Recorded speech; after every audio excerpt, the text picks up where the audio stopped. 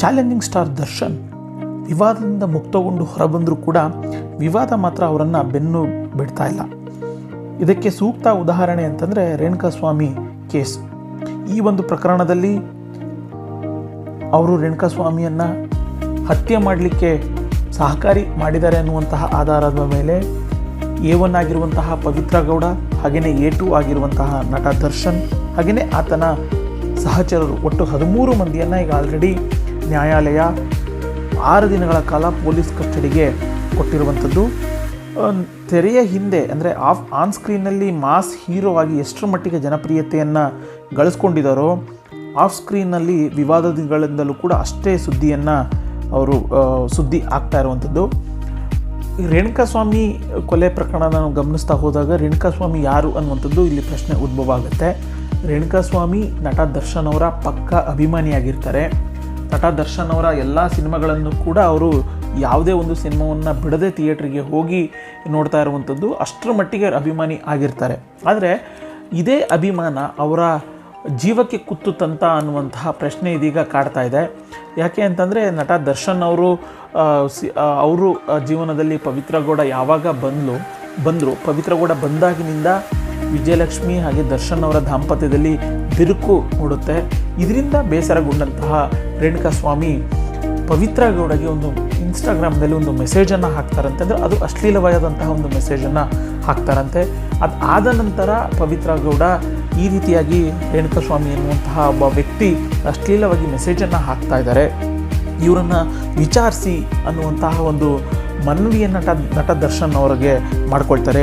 ಯಾವಾಗ ನಟ ದರ್ಶನ್ ಅವರಿಗೆ ಈ ರೀತಿಯಾಗಿ ಪವಿತ್ರ ಗೌಡ ಹೇಳ್ಕೊಳ್ತಾರೋ ತಕ್ಷಣವೇ ನಟ ದರ್ಶನ್ ಅವರ ಅಭಿಮಾನಿಗಳ ಸಂಘದ ಅಧ್ಯಕ್ಷರಾಗಿರ್ಬೋದು, ಈ ಥರ ಆತನ ಗ್ಯಾಂಗ್ ಏನಿರ್ತಾರೆ, ನಟ ದರ್ಶನ್ ಅವರ ಗ್ಯಾಂಗ್ ಏನಿರ್ತಾರೆ ಅವರಿಗೆ ಈ ವಿಚಾರವನ್ನು ತಿಳಿಸ್ತಾರೆ. ಅದರ ಪ್ರಕಾರ ಶನಿವಾರ ಅಂದರೆ ಜೂನ್ 8ನೇ ತಾರೀಕು ಮಧ್ಯಾಹ್ನ ಮೆಡಿಕಲ್ ವಿಭಾಗದಲ್ಲಿ ಕೆಲಸ ಮಾಡ್ತಾ ಇದ್ದಂತಹ ರೇಣುಕಾಸ್ವಾಮಿಯನ್ನು ಚಿತ್ರದುರ್ಗದಿಂದ ಕರ್ಕೊಂಡು ಬರ್ತಾರೆ. ಚಿತ್ರದುರ್ಗದಿಂದ ಕರ್ಕೊಂಡು ಬಂದು ಪಟ್ಟಣಗೆರೆ ಎನ್ನುವಂತಹ ಒಂದು ಬಳಿ, ಅಂದರೆ ಕೆಂಗೇರಿ ಬಳಿ ಇರುವಂತಹ ಒಂದು ಪಟ್ಟಣಗೆರೆ ಜಾಗ ಏನಿದೆ ಅಲ್ಲಿ ಒಂದು ಶೆಡ್ ಇರುತ್ತೆ. ಶೆಡ್ಡು ಅಂತಂದರೆ ಸೀಸ್ ಆದಂತಹ ವೆಹಿಕಲ್ಗಳನ್ನು ಅಲ್ಲಿ ಶೇಖರಿಸಿ ಇಡುವಂಥದ್ದು, ಅಂದರೆ ಸೀಸ್ ಆದಂತಹ ವೆಹಿಕಲ್ಗಳನ್ನು ತೊಗೊಬಂದು ಅಲ್ಲಿ ನಿಲ್ಲಿಸುವಂತಹ ಒಂದು ಶೆಡ್ ಆಗಿರುತ್ತೆ. ಆ ಒಂದು ಶೆಡ್ನಲ್ಲಿ ರೇಣುಕಾಸ್ವಾಮಿಯನ್ನು ವಿಚಾರಣೆಯನ್ನು ನಡೆಸ್ತಾರೆ. ಈ ಸಂದರ್ಭದಲ್ಲಿ ನಟ ದರ್ಶನ್ ಕೂಡ ಬರ್ತಾರೆ. ಬಂದು ಅವನಿಗೆ ಆವಾಜನ್ನು ಹಾಕುವಂಥ ಕೆಲಸವನ್ನು ಮಾಡ್ತಾರೆ. ಜೊತೆಗೆ ನಟ ದರ್ಶನ್ ಅವರೇ ಕೊಟ್ಟಿರುವಂಥ ಮಾಹಿತಿ ಪ್ರಕಾರ ಆತನ ಕಪಾಲಕ್ಕೂ ಕೂಡ ಹೊಡಿತಾರೆ. ಇನ್ನು ಮುಂದೆ ಈ ರೀತಿಯಾಗಿ ಅಶ್ಲೀಲ ಮೆಸೇಜನ್ನು ಕಳಿಸ್ಬೇಡ ಅನ್ನುವಂತಹ ಒಂದು ವಾರ್ನಿಂಗನ್ನು ಕೂಡ ಕೊಟ್ಟು ಆ ನಂತರ ಅವರು ಅಲ್ಲಿಂದ ತೆರಳ್ತಾರೆ. ಅದಾದ ನಂತರ ಪವಿತ್ರ ಗೌಡನ್ನು ಕೂಡ ಆ ಒಂದು ಶೆಡ್ಗೆ ಕರ್ಕೊಂಡು ಬಂದು ಪವಿತ್ರ ಗೌಡನ ಮುಂದೆನೇ ವಿಚಾರಣೆಯನ್ನು ನಡೆಸ್ತಾರೆ. ಅಂದರೆ ದರ್ಶನ್ ಆಗಿರ್ಬೋದು, ದರ್ಶನ್ನ ಗ್ಯಾಂಗು ವಿಚಾರಣೆಯನ್ನು ನಡೆಸಿ ಆ ನಂತರ ಆತನಿಗೆ ಊಟವನ್ನು ಕೊಟ್ಟು ನೀವು ಮತ್ತೆ ವಾಪಸ್ ಅವನಿಗೆ ಚಿತ್ರದುರ್ಗಕ್ಕೆ ಕಳುಹಿಸಿಬಿಡಿ ಅನ್ನುವಂತಹ ಒಂದು ಮಾತನ್ನು ನಟ ದರ್ಶನ್ ಅವರ ಗ್ಯಾಂಗಿಗೆ ಹೇಳಿಬಿಟ್ಟು ಅಲ್ಲಿಂದ ತೆರಳ್ತಾರೆ. ಆದರೆ ಕುಡಿದ ಮತ್ತಿನಲ್ಲಿ ಆ ಒಂದು ಸಂದರ್ಭದಲ್ಲಿ ಏನು ರೇಣುಕಾಸ್ವಾಮಿಗೆ ಹಲ್ಲೆಯನ್ನು ಮಾಡಬೇಕು ಅನ್ನುವಂತಹ ವಿಚಾರದಲ್ಲಿ ಆ ಸಂದರ್ಭದಲ್ಲಿ ನಟ ದರ್ಶನ್ ಅವರ ಗ್ಯಾಂಗ್ ಏನಿತ್ತು ಅದು ಸಂಪೂರ್ಣವಾಗಿ ಪಾರ್ಟಿಯನ್ನು ಮಾಡ್ತಾ ಇತ್ತು. ಅಂದರೆ ಕುಡಿದ ಮತ್ತಿನಲ್ಲಿದ್ದಂತಹ ಆತನ ಸಹಚರರು, ಅಂದರೆ ಉಳಿದಂತಹ 11 ಮಂದಿ ಏನಿದ್ದಾರೆ, ಮನಸ್ಸೋ ಇಚ್ಛೆ ಆತನಿಗೆ ಥಳಿಸಿದ್ದಾರೆ. ವರದಿಯ ಪ್ರಕಾರ, ಅಂದರೆ ಪೋಸ್ಟ್ಮಾರ್ಟಮ್ ಪ್ರಕಾರ ರೇಣುಕಾಸ್ವಾಮಿಯ ದೇಹದ ಮೇಲೆ ಸುಟ್ಟ ಗಾಯಗಳಾಗಿರ್ಬೋದು. ಈ ರೀತಿಯಾಗಿ ಸುಮಾರು 15 ಕಡೆಗಳಲ್ಲಿ ದೇಹದ 15 ಭಾಗಗಳಲ್ಲಿ ಇಂಜುರಿ ಆಗಿದೆ ಅನ್ನುವಂಥ ಒಂದು ಮಾಹಿತಿ ಸಿಕ್ಕಿತ್ತು. ಅದ್ರ ಜೊತೆಗೆ ಎಷ್ಟರ ಮಟ್ಟಿಗೆ ಅವರು ವಿಕೃತಿಯನ್ನು ಮೆರೆದಿದ್ರು ಅಂತಂದರೆ ರೇಣುಕಾಸ್ವಾಮಿಯ ಮರ್ಮಾಂಗಕ್ಕೂ ಕೂಡ ಒದ್ದು ತಮ್ಮ ಸೇಡನ್ನು ತೀರಿಸ್ಕೊಳ್ಳುವಂಥ ಒಂದು ಕೆಲಸವನ್ನು ಮಾಡ್ತಾರೆ. ಜೊತೆಗೆ ಈ ರೀತಿಯಾಗಿ ಹಲ್ಲೆ ಮಾಡುವಂಥ ಸಂದರ್ಭದಲ್ಲಿ ಅಕ್ಕನಿಗೆ ಯಾಕೆ ಈ ರೀತಿಯಾಗಿ ನೀನು ಮೆಸೇಜನ್ನು ಮಾಡಿದೆ ಅನ್ನುವಂತಹ ಒಂದು ಪ್ರತಿ ಮಾತಿನಲ್ಲೂ ಪ್ರತಿಯೊಂದು ಬಾರಿನೂ ಆತನಿಗೆ ಹೊಡೆಯುವ ಸಂದರ್ಭದಲ್ಲಿ ಈ ರೀತಿಯಾದಂಥ ಒಂದು ಪ್ರಶ್ನೆಯನ್ನು ಮಾಡ್ತಾರೆ. ಯಾವಾಗ ಕುಡಿದ ಮತ್ತಿನಲ್ಲಿದ್ದಂತಹ ನಟ ದರ್ಶನ್ ಅವರ ಗ್ಯಾಂಗು ಆತನಿಗೆ ಮಾರಣಾಂತಿಕ ಹಲ್ಲೆಯನ್ನು ಮಾಡ್ತಾರೆ, ಆತನ ಹಲ್ಲೆ ಮಾಡಿದಂಥ ಸಂದರ್ಭದಲ್ಲಿ ವಿಪರೀತ ನೋವಿಂದ ಆತ ಅಲ್ಲೇ ಸಾವನ್ನಪ್ಪಿರುವಂಥ ಸಂದರ್ಭದಲ್ಲಿ ಅಲ್ಲಿಂದ, ಅಂದರೆ ಆ ಶೆಡ್ಡಿಂದ ಒಂದು ದೂರದವರೆಗೂ ಅಲ್ಲೇ ಇದ್ದಂತಹ, ಅಂದರೆ ಸೀಸ್ ಆಗಿದ್ದಂತಹ ಆಟೋದಲ್ಲಿ ಆತನನ್ನು ಕರ್ಕೊಂಡು ಬಂದು ಅಲ್ಲಿಂದ ಅವರು ಚಿತ್ರದುರ್ಗದಿಂದ ರೇಣುಕಾಸ್ವಾಮಿಯನ್ನು ಕರ್ಕೊಂಡು ಬಂದಂತಹ ಸ್ಕಾರ್ಪಿಯೋ ಏನಿತ್ತು, ಆ ಒಂದು ಸ್ಕಾರ್ಪಿಯೋಗೆ ಆ ಮೃತದೇಹವನ್ನು ಅಂದರೆ ಡೆಡ್ ಬಾಡಿನ ಶಿಫ್ಟ್ ಮಾಡ್ತಾರೆ. ಶಿಫ್ಟ್ ಮಾಡಿದ ನಂತರ ಅವರು ಸೀದಾ ಬಂದಿದ್ದು ಸುಮನಹಳ್ಳಿ ಬಳಿ ಇರುವಂತಹ ಒಂದು ದೊಡ್ಡದಾದಂಥ ರಾಜಕಾಲುವೆ. ಆ ರಾಜಕಾಲುವೆ ಎಷ್ಟು ದೊಡ್ಡ ಮಟ್ಟಿಗೆ ಇದೆ ಅಂತಂದರೆ, ಸಣ್ಣ ಪ್ರಮಾಣದ ಮಳೆ ಬಂದರೂ ಸಾಕು ಇಡೀ ಬೆಂಗಳೂರಿನ ಬಹುತೇಕ ಭಾಗದ ನೀರು ಅಂದರೆ ಮಳೆ ನೀರಾಗಿರ್ಬೋದು ಅಥವಾ ಸಂಪೂರ್ಣವಾದಂತಹ ನೀರು ಹರಿದು ಬಿಟ್ಟೋದು ವೃಷಭಾವತಿ ನಾಲೆಯನ್ನು ಸೇರುವಂತಹ ರಾಜಕಾಲುವೆ. ಅಷ್ಟು ದೊಡ್ಡ ಮಟ್ಟದ ರಾಜಕಾಲುವೆ ಆಗಿರುತ್ತೆ. ಆ ರಾಜಕಾಲುವೆಗೆ ತಂದು ಅವರು ಅಲ್ಲಿಂದ ಬಿಸಾಡ್ಬಿಟ್ಟು ಅಲ್ಲಿಂದ ತೆರಳ್ತಾರೆ. ಆದರೆ ಇಲ್ಲಿ ಪ್ರಮುಖವಾಗಿ ಗಮನಿಸಬೇಕಾದಂಥ ಅಂಶ ಏನು ಅಂತಂದರೆ, ಆತನಿಗೆ ಊಟ ಕೊಟ್ಟು ಚಿತ್ರದುರ್ಗಕ್ಕೆ ಕಳಿಸಿ ಅಂತ ಹೇಳಿದಂತಹ ನಟ ದರ್ಶನ್ ಅವರಿಗೆ ಈ ರೀತಿಯಾಗಿ ಹಲ್ಲೆಯಿಂದ ಮೃತನಾಗಿದ್ದಾನೆ ಅನ್ನುವಂತಹ ವಿಚಾರವನ್ನು ತಿಳಿಸ್ಲಿಲ್ವಾ? ತಿಳಿಸಿದ್ರು ನಟ ದರ್ಶನ್ ಯಾಕೆ ಸುಮ್ಮನೆ ಇದ್ದರು? ಒಂದು ವೇಳೆ ತಿಳಿಸಿದ್ರೂ ಅವ್ರು ಯಾಕೆ ನಟ ದರ್ಶನ್ ಯಾಕೆ ಪೊಲೀಸರಿಗೆ ಈ ವಿಚಾರವನ್ನು ತಿಳಿಸುವಂಥ ಕೆಲಸವನ್ನು ಮಾಡಲಿಲ್ಲ ಅನ್ನುವಂತಹ ಹಲವು ಪ್ರಶ್ನೆಗಳು ಕಣ್ಮುಂದೆ ಬರುತ್ತೆ. ಅದು ಒಂದು ಭಾಗ. ಆದರೆ ಮತ್ತೊಂದು ಭಾಗ, ನಟ ದರ್ಶನ್ ಅಲ್ಲಿಂದ ಸೀದಾ ಮೈಸೂರಿಗೆ ತೆರಳ್ತಾರೆ. ಮೈಸೂರಿಗೆ ತೆರಳಿ ಅಲ್ಲಿ ಏನೂ ಆಗೇ ಇಲ್ವೇನೋ ಅನ್ನುವಂತಹ ರೀತಿಯಲ್ಲಿ ತನ್ನ ದಿನನಿತ್ಯದ ಕೆಲಸಗಳನ್ನು ಮಾಡ್ತಾ ಇರ್ತಾರೆ. ಯಾವಾಗ 9ನೇ ತಾರೀಕು ಬೆಳಗ್ಗೆ ಆ ಮೃತದೇಹ ಏನಿತ್ತು, ಆ ಮೃತದೇಹವನ್ನು ನಾಯಿಗಳು ಕಚ್ಚಿ ತಿಂತಾ ಇರ್ತವೆ. ಇದನ್ನು ಒಬ್ಬ ಡೆಲಿವರಿ ಬಾಯ್ ಮೊದಲು ನೋಡ್ತಾನೆ. ತದನಂತರ ಆ ಒಂದು ಅಪಾರ್ಟ್ಮೆಂಟ್ ಏನಿದೆ, ರಾಜಕಾಲುವೆ ಪಕ್ಕದಲ್ಲಿದ್ದಂಥ ಅಪಾರ್ಟ್ಮೆಂಟ್ನಲ್ಲಿದ್ದಂತಹ ಸೆಕ್ಯೂರಿಟಿ ಗಾರ್ಡ್ ಆ ದೇಹವನ್ನು ನೋಡಿಬಿಟ್ಟು ತಕ್ಷಣವೇ ಕಾಮಾಕ್ಷಿಪಾಳ್ಯ ಪೊಲೀಸ್ ಠಾಣೆಗೆ ದೂರನ್ನು ಕೊಡ್ತಾರೆ. ಅಪರಿಚಿತ ಮೃತದೇಹ ಅನ್ನುವಂತಹ ನಿಟ್ಟಿನಲ್ಲಿ ಪೊಲೀಸರು ಪ್ರಕರಣವನ್ನು ದಾಖಲು ಮಾಡಿಬಿಟ್ಟು ವಿಚಾರಣೆಯನ್ನು ನಡೆಸ್ತಾ ಇರ್ತಾರೆ. ಆವಾಗ ಗೊತ್ತಾಗಿದ್ದು, ಈ ಮೃತ ವ್ಯಕ್ತಿ ಏನಿದ್ದಾನೆ ಈತ ರೇಣುಕಾಸ್ವಾಮಿ ಅಂಥೇಳಿ ಚಿತ್ರದುರ್ಗ ಮೂಲದವನು ಅಂಥೇಳಿ.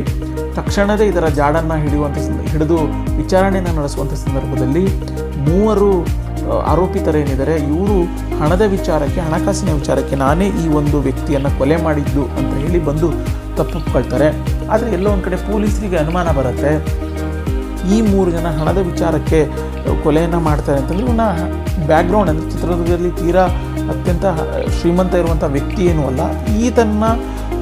ಈ ವ್ಯಕ್ತಿಗಳು ಮತ್ತು ಈ ಮೃತ ರೇಣುಕಾಸ್ವಾಮಿ ನಡುವೆ ಯಾವ ರೀತಿಯಾದಂಥ ಹಣದ ವ್ಯವಹಾರ ಇತ್ತು ಅನ್ನುವಂಥದ್ದನ್ನು ಮತ್ತೆ ಕೆದಕ್ತಾ ಹೋದಾಗ ಇದು ಸಂಪೂರ್ಣವಾಗಿ ನಟ ದರ್ಶನ್ ಅವರ ಸುತ್ತಕೊಳ್ಳೋಕ್ಕೆ ಶುರುವಾಗುತ್ತೆ.